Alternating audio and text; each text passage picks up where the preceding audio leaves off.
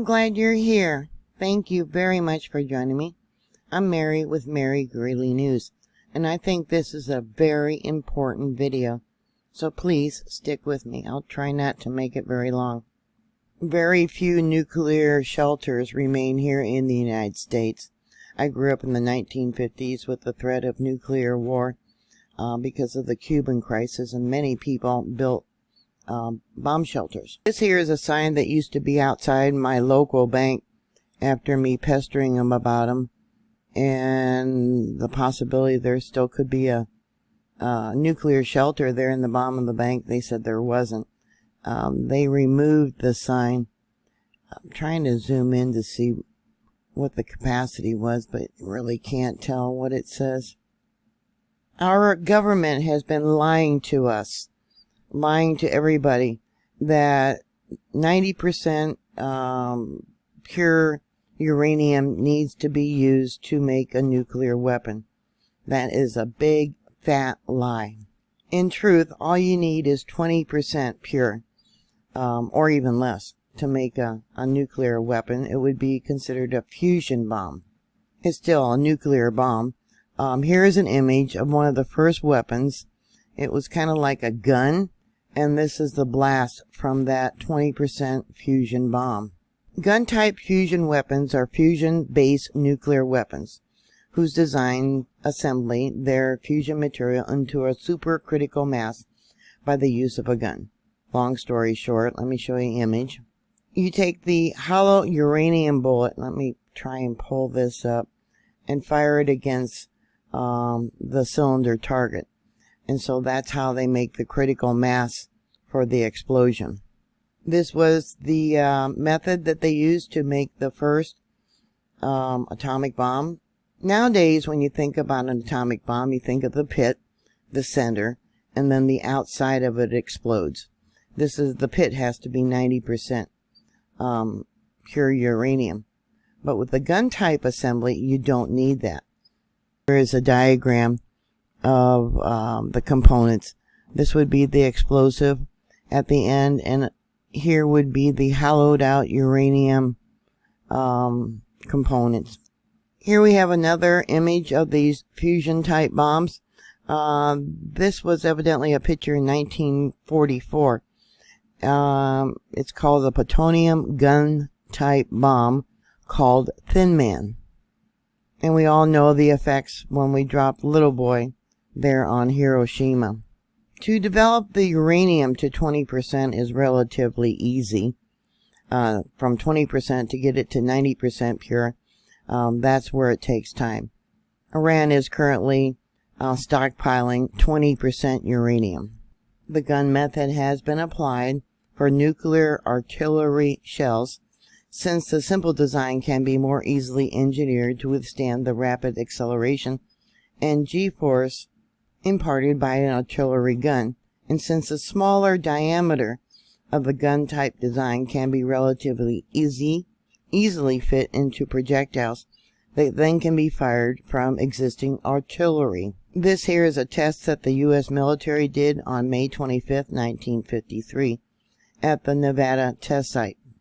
For technologically advanced states, the gun type method is now essentially obsolete for reasons of efficiency and safety. The gun type method was largely abandoned by the United States as soon as the implosion technique was perfected. Other nuclear powers, such as the United Kingdom and the Soviet Union, never built an example of this type of weapons.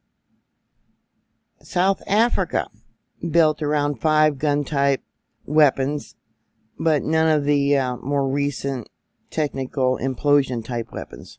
The news media, we all know, is controlled and rarely reports on nuclear proliferation until it reaches a critical stage, as with North Korea, Iran, China, and Russia. To make a bomb, you first need to acquire the key ingredients, plutonium or highly enriched uranium, HEU. So because of the threats around the world, the demand for nuclear weapons grows in Asia, the Middle East, and Europe.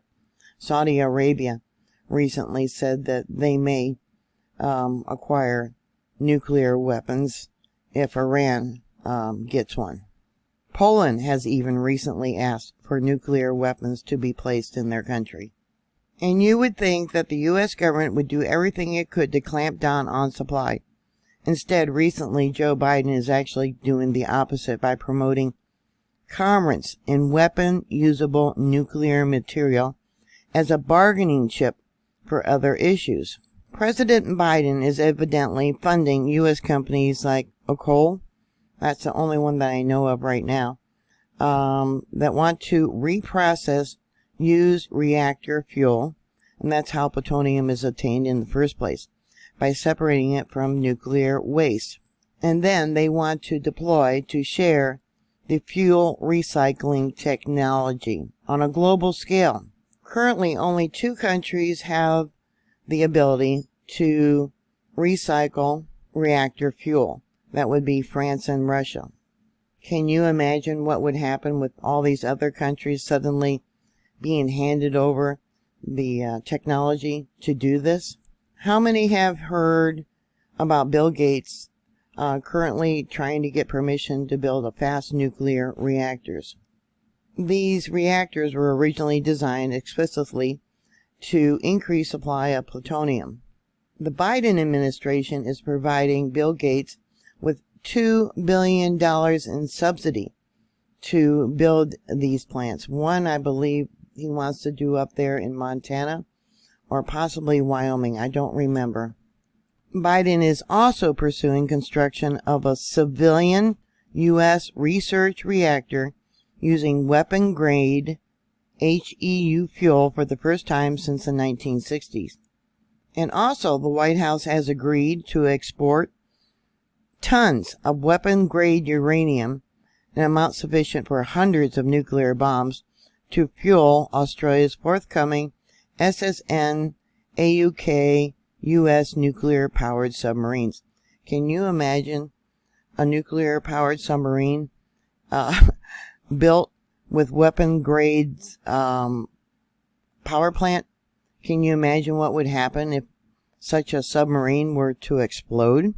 The announcement by the White House has made Iran to suggest that it too may produce HEU for naval fuel, a well-known backdoor to nuclear weapons. This here is an image of a plant in Ohio. It is the gas centrifuges where they make these weapon-grade uranium. It is in Piketon, Ohio. Recently, I did an article how they are sending the nuclear warheads from our old Minuteman missiles to Texas. Here's an image on Google Earth where that centrifuge plant there is in Ohio. Okay, and somewhere down here by the panhandle of Texas, yeah, where they have all these earthquakes, where they're sending all the older nuclear Minuteman missiles to be broken apart and, yeah, reused. Here's an article I found dated November of last year. Centros Energy gets more time and money to complete the HAL-EU demo. They were given more time to the end of this year, 2023, to produce the first 20 kilograms of HAL-EU, let me bring this over, enriched to 19.75% for the uranium-235. And this is being done at the Piketon, Ohio facility. They are the only facility here in the United States currently licensed to produce HAL-EU. We only started doing this because of the sanctions we put on Russia. We used to get our nuclear fuel from them. The DOE is exploring different avenues to meet domestic needs through its HAL-EU affiliate program with a focus on sustainable commercial supply chain. They're going to be selling this crap to other countries.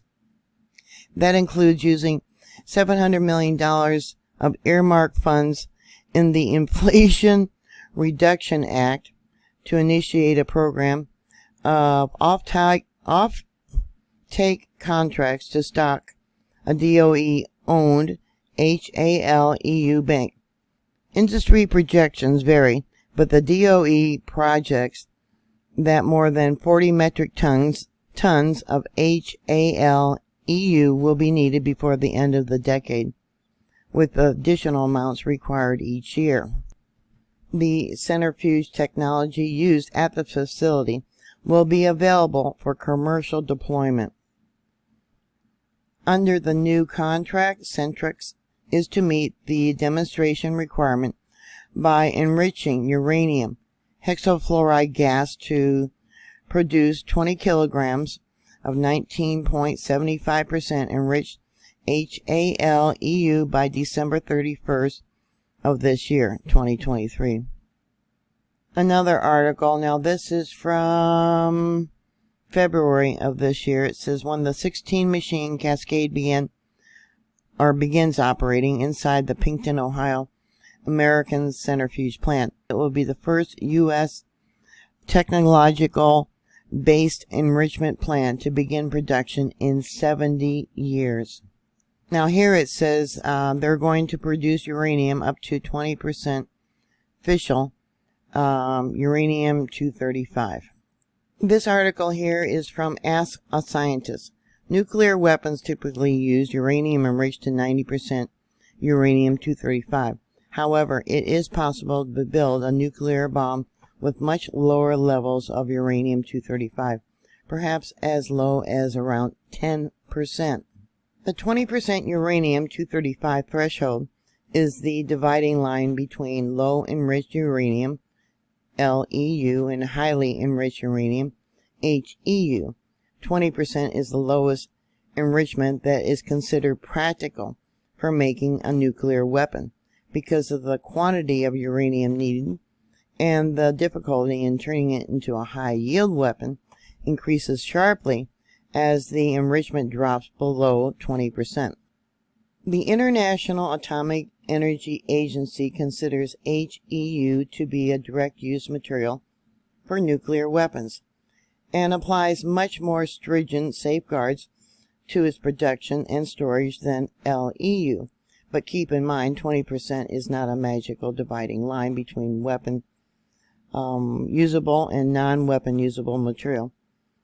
In fusion weapons, so-called a thermonuclear or hydrogen weapon, the energy from an initial fusion explosion is used to fuse hydrogen isotopes together. The energy released by the weapon creates a fireball that reaches several tens of millions of degrees temperature in the same range as the center of the sun, which also runs on fusion. All nuclear weapons use fusion to generate an explosion. Little Boy, the first nuclear weapon ever used during wartime, worked by shooting a hollow uranium-235 cylinder at a target plug of the same material. And this idiot is going to be selling the technology, or trading the technology, whichever, and giving the material, selling the material to other countries now. They're going to destroy the world. They must want to destroy the world. Can you imagine some terrorist country developing these weapons and them getting on the black market? This world has gone absolutely insane. What are your thoughts? Put your comments down below. Thank you very much for watching. Thank you for subscribing. Please stay safe, be prepared, and I'll talk to you later. God bless you. Bye.